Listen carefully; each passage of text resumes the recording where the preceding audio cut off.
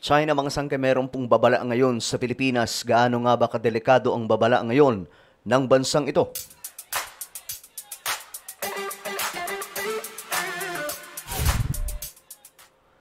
Yo, what's up guys? This is me, Sangkay Janjan. I'm back for another vlog today. Kamusta po kayo mga kababayan? Mga solid sangkay? Ang today nga po mga sangkay, pag-uusapan po natin ang pambihirang babala daw ng China ngayon, no? Laban po sa ating bansa. Ano kaya to mga sangkay? Pag-usapan po natin. But anyway, before tayo magtuloy-tuloy, paki-subscribe po muna yung ating YouTube channel. Ayan po, tayo ay 1.54 million subscribers na.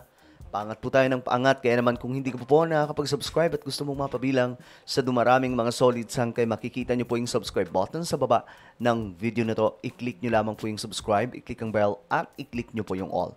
Sa mga nanonood po sa Facebook, i-follow nyo po yung ating Facebook page. Shoutout nga pala sa lahat ng mga solid sangkay na nanonood ngayon. Mabuhay po kayong lahat. Comment down below, #solid sangkay kasama po ang inyong mga lugar. Alright guys, eto na nga mga sangkay. Ang China ay nagbabala sa Pilipinas laban daw po sa issue ng Taiwan. So ano nga ba ang meron mga sangkay? Binalaan ng China ang Pilipinas laban sa panghihimasok sa issue sa pagitan ng China at ng Taiwan. Okay. Marahil ito po yung pahayag mga sangkay ni PBBM na madadamay nga daw po ang Pilipinas kung sakaling magkakaroon po ng digmaan ang China at Taiwan. Siyempre, ang magiging katulong doon po mga sangkay ng Taiwan, US. At kung ang US kasama, since meron po tayong kasunduan sa Amerika mga sangkay, no? Damay po talaga tayo dyan. Ngayon, mga sangkay, ito yung response ng China. Kasunod dito ng pahayag ni Pangulong Ferdinand Marcos Jr. na kung saan sinabi niyang magiging imposible para sa Pilipinas na hindi mangialam sa hidwaan sa gitna ng Taipei at Beijing dahil sa lapit ng Pilipinas sa bansang Taiwan. Okay? Hindi ko lang alam kung gaano ka ito mga sangkay, yung pinaka-word ni PBBM. Kasi nga po, word na makialam eh. Pero kung sabihin niya na madadamay ang Pilipinas kasi malapit, okay. Pero yung sasabihin na parang makikialam tayo sa digmaan, ewan ko lang kung papasapuyan sa ating mga kababayan o sa inyong lahat, mga sangkay. Kasi pag sinabing makikialam, parang makikigulo ka sa sigalot nila. So kapag nangyari yan, damay tayo sa gera. Pero mas maganda, pakinggan po natin. Another flashpoint in the neighborhood is Taiwan, and most experts fear that Beijing will invade Taiwan before the end of this decade. If that were to happen while you're still in power. Okay. So, yun po yung haka-haka ng iba na i-invade nga po ng China yung Taiwan. Kasi nga po ang Taiwan, kabilang daw po sa One China policy. So, gusto po talaga nila mabalik itong Taiwan sa kanilang control. Kasi as of now, guys, hindi po nila hawak ang Taiwan. Gusto po nila mabalik sa control ang Taiwan, mga sangkay. Kaya nga lang, ayaw na po ng Taiwan eh. Gusto nila mag-solo na. Kaya nga lang, sa sobrang lapit po talaga nito. Sobrang lapit. Nasa pinakaulo lang po ito ng natin mga sangkay. Ng ating mapa eh. Sa unahan. Sobrang lapit lang. Tanaw nga daw po ito mga sangkay. Some part sa may Batanes po, if I'm not mistaken. So, sobrang lapit po talaga mga sangkay. Would you be open to allowing the US use resources and bases in the Philippines to defend Taiwan, or would you rather stay out of it? Okay. Hahayaan mo ba yung Amerika na gumamit ng mga military bases? So, ang tinutukoy dyan dito sa Pilipinas, yung magdi-deploy sila ng mga kagamitang pandigma laban po sa China to defend Taiwan. So, tingnan natin anong sagot ni PBBM. To be very practical about it, if there is a confrontation over Taiwan between China and the United States, there is no way that the Philippines can stay out of it. Okay. So, malinaw ang sinabi ni BBM, kung talagang matutuloy, mga sangkay, itong digmaan, wala daw pong pamamaraan na ang Pilipinas makakaiwas sa digmaang ito. Ulitin natin, mga sangkay, sinabi niya dito. very practical about it. If there is a confrontation over Taiwan between China and the United States, Tatlo yan, mga sangkay ha. Taiwan, US against China.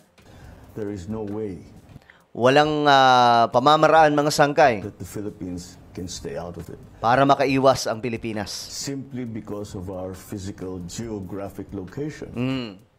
Ang pinaka-simple, malapit po tayo, mga sangkay. Malapit na malapit po talaga. Pwede natin yan makita, mga sangkay, no? Check natin. Kasi, ito yung Taiwan, eh. Taiwan.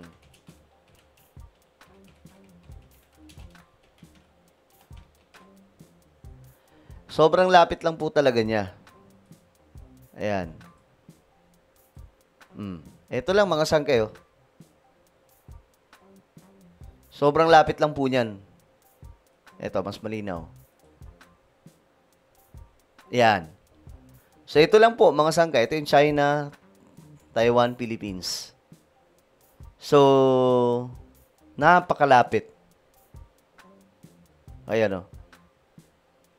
So, kung magkakaroon ng digmaan, wala daw po tayong pamamaraan para makaiwas dito. Sa simpleng dahilan, pag tiningnan po natin yung lokasyon, talaga nga namang madadamay po tayo. Well, kayo, mga sangkay, nag-agree ba kayo kay PBBM? Ako mga sangkay, to be honest, talagang totoo yung sinabi ni BBM. Na madadamay tayo simply because ang location, tingnan po ninyo, napakalapit lang po niyan. Pero hindi lamang po tayo dyan. Andyan po yung Japan. Andito, yung part ng Japan dito, mga sangkay, sobrang lapit din po. So, ang problema naman po dito ng China, marami po sila makakaaway. Makakalaban, andyan yung Japan, na dedepensa. And if ever, mga sangkay, tayo, Pilipinas, tapos imposibleng hindi gagalaw dito yung India. So, mga sangkay, may magaganap po talagang matindi at medyo maninilikado din po ang China kung sakaling gagawin nila yan. Kasi marami silang makakaaway dito. Yan ang pinakasigurado. To understand how close Taiwan is to the Philippines, the large city of Kaohsiung in Taiwan is a 40-minute flight Grabe. 40-minute flight. away from the capital of my province in northern Philippines in Lawag. That's how close it is. Papunta sa Lawag, ganun lang, 40 minutes lang. Sobrang lapit, mga sangkay, sabi ni BBM. Pambihira. So, yun yung sinasabi niya, mga sangkay, na madadamay talaga tayo. And so if you think about it, if there is an all-out war, Kung magkaroon ng all-out war, then we will be drawn into it. And I assure you, with the greatest hesitation, but we will have to defend our territory and our sovereignty. okay. Yung tinutukoy niya dito, kung sakaling mangyayari ito, kailangan dumepensa tayo sa sariling atin. So, ang hinihintay ko dito, kung sasabihin ni BBM, hindi, papasok tayo sa Taiwan. Well, di pa naman tapos yung video. Tingnan po natin. Kasi medyo iba yung atake ng ano na to, mga sangkay, video eh. Yung ba yung una, parang madadamay o manghihimasok ang Pilipinas? Well, tingnan natin. The BRICS group. Sa isang statement, inudyok ng China ang Pilipinas na makiayon sa One China Principle at wag nang makisawsaw pa sa usapin ukol sa teritoryo. Dagdag pa ng China na ang naturang mga pahayag katulad ng ginawa ng Pangulo ay hindi lamang tahasang paglabag sa international law at ASEAN Charter, kundi nanganganib rin ito na makapinsala sa kapayapaan at katatagan ng rehiyon at pansariling interes ng Pilipinas. Ilang beses nang ipinipilit ng China sa international community na bahagi ng kanilang teritoryo ang Taiwan sa kabila ng patuloy na pagtanggi ng China na umanib sa naturang bansa.